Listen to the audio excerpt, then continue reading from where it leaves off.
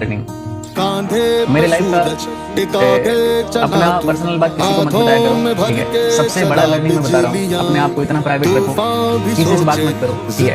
कोई भी कितना भी अच्छा दोस्त हो, रिश्तेदार हो, किसी से भी अपना बात मत शेयर करो, किसी से जो भी आप काम कर रहे हो अपना कुछ भी डिस्कस मत करो, ठीक है।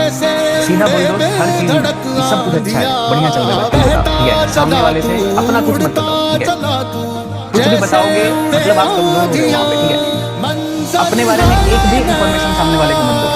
सबसे बड़ा लर्निंग है, लाइफ में बहुत आगे जाओगे अगर इस चीज को फॉलो कर लिए तो, ठीक है।